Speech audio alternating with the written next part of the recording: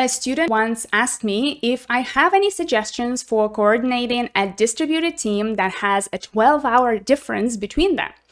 I told her that, unfortunately, I don't have a magic wand. If your team members are spread across the whole world, it is the reason they are struggling to deliver anything. While I don't have a magic wand, I have some recommendations and tips to help you manage this situation. Watch this video to find out what you can do. Hey, it's Daria here. Welcome. Today, I wanted to talk about distributed teams and how to coordinate them. It's been a while that teams started working remotely even before the pandemic. With easier communication tools, it seemed that it makes sense to go look for talent outside of your country, region, or city. I worked several times with teams that were located overseas even before the pandemic. And to be honest, it was an absolute pain in the ass. Many teams are struggling to coordinate when there is even a small time difference, like a couple of hours. But when you have multiple people in different time zones or people with a 12-hour difference, it becomes impossible to manage it effectively. But I have some ideas for you.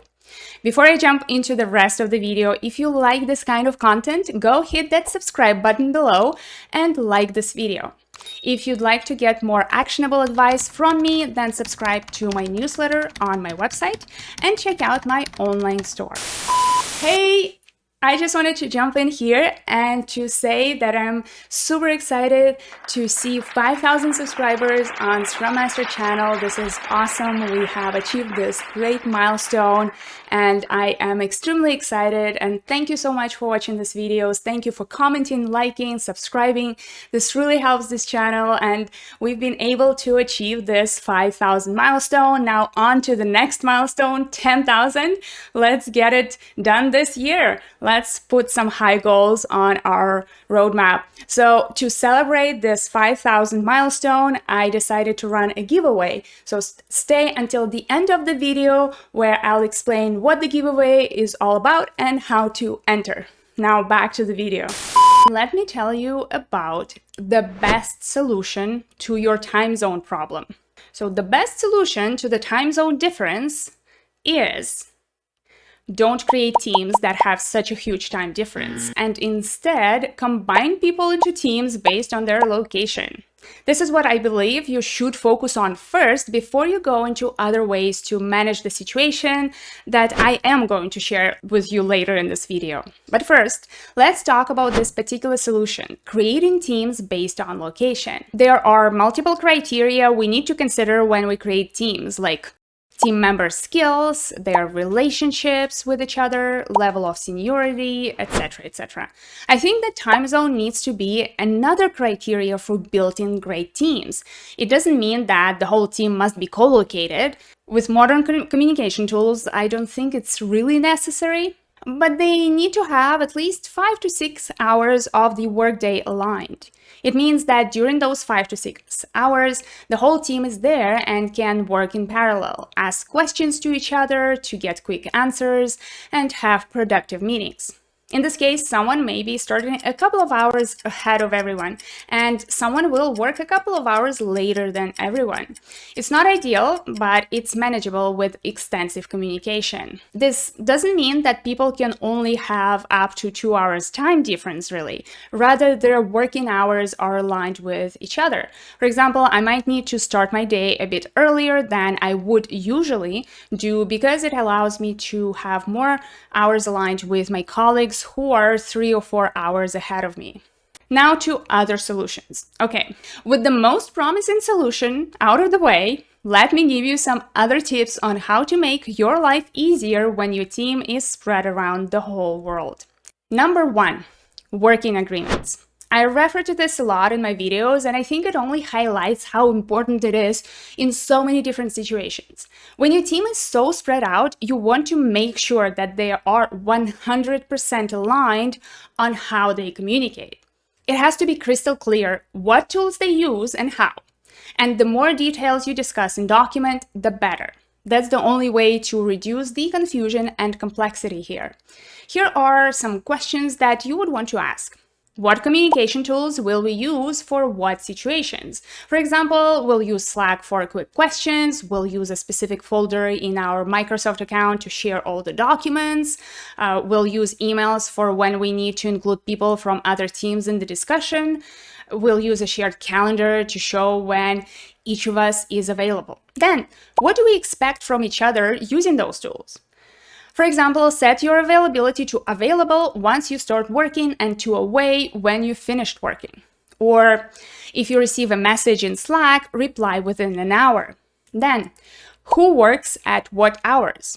What are our must be available hours? For example, all important meetings must be scheduled in the time frame between 10 a.m. and 3 p.m. EST. And of course, discuss what other things the team might need to consider. For example, Wednesday afternoon is a no disturb time when everyone is focusing on their work, so messages in Slack can be ignored. No quick responses expected.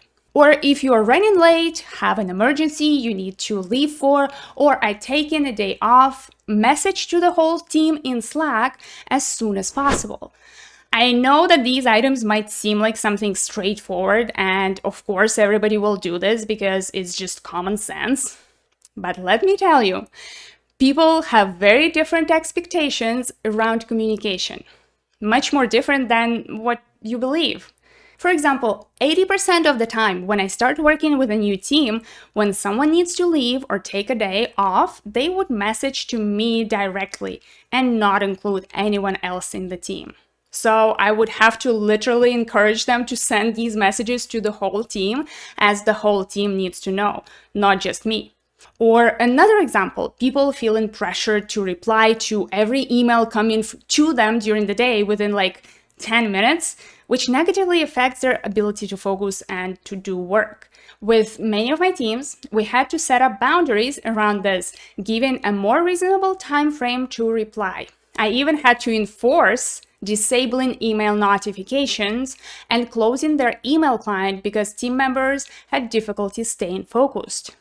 Team agreements are extremely important, even more when your team works across multiple time zones. If you need help with running a team agreements workshop, I have a facilitation guide in my store. So you can grab this one, and I'm going to put the link in the description. Number 2, communication.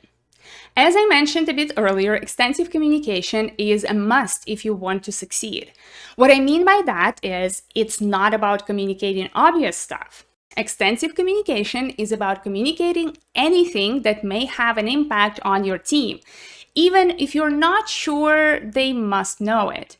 That is the only way to create transparency in a team when you are far away from each other. This might mean that, say, I received a meeting invitation from a manager of an adjacent team asking me to share some information about how our team works. Seems like no one from the team needs to be involved, and maybe they shouldn't.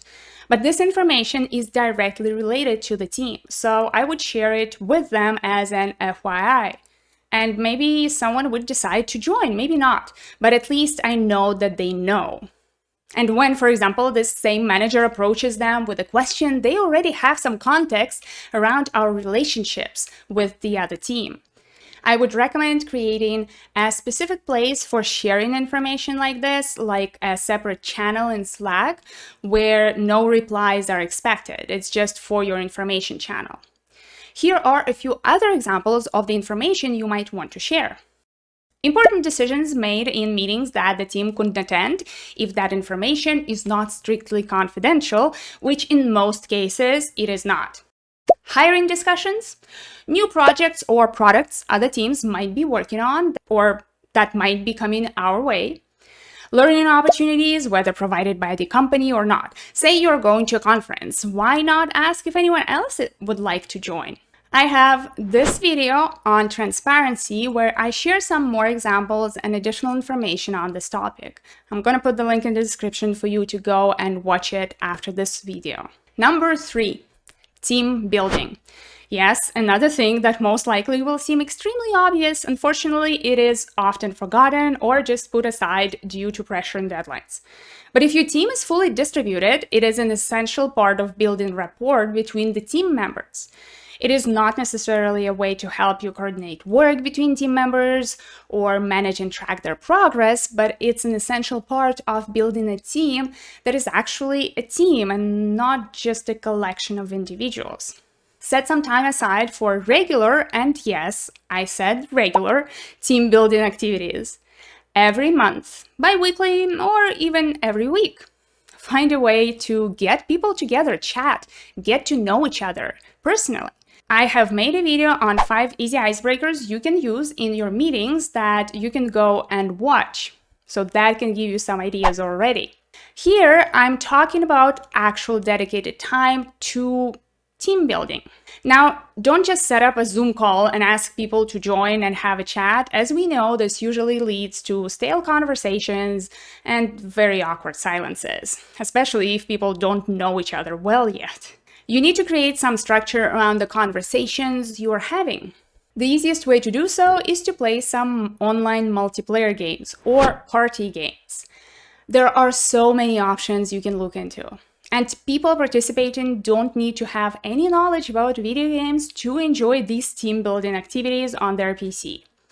If you're not familiar with the gaming industry, here are some examples you can use right away. Keep talking and nobody explodes. This one is not only fun, but it is also a great way to help people build good communication between each other. The Jackbox Party Pack has a collection of awesome, simple games that will help your team just have fun and learn a bit more about each other. If you don't know which one to start with, try Drawful 2 or Quiplash, the 2 popular games from the pack. Among Us. This one is more a game of deception where you need to identify the traitor. It can add an interesting spin on your team building activities. Use Your Words is a word game that tests participants' creativity and provides plenty of silly and humorous scenarios to explore. There are lots of other multiplayer titles with more focus on gaming, and if your team is familiar with video games, they can be great additions to your collection of team building activities for remote teams.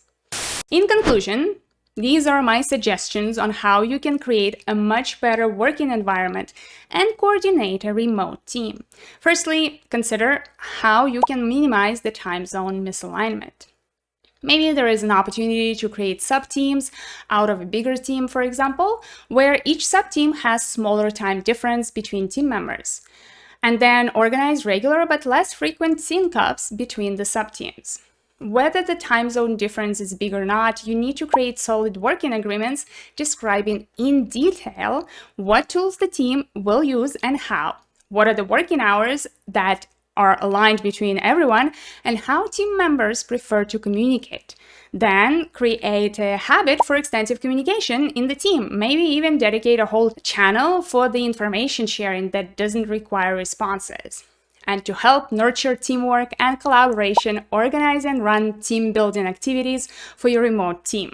And what are some of the things you tried to coordinate work between people in different time zones? Share your answers and ideas in the comments below.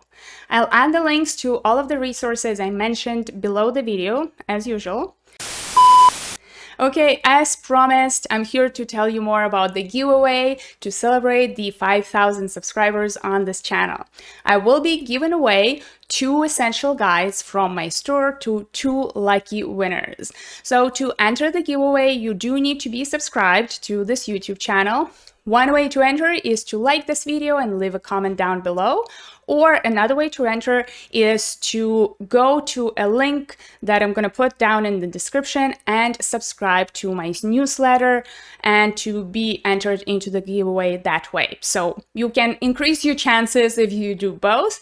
If you are already subscribed to my newsletter, still click this link because this way you will be entered into the giveaway more specifically. And by the end of the next week, I am going to choose 2 winners, one from the comment section on this video and another one from people who entered the giveaway on my newsletter.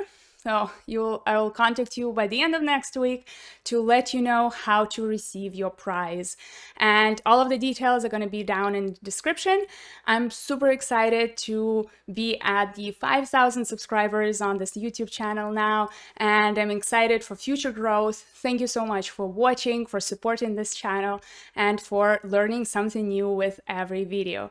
And I hope to see you in the next one. I hope to see you in the giveaway. So let's get to this next milestone now, which is 10,000 subscribers. Super exciting, and I hope to see you here and see you in the next videos as well.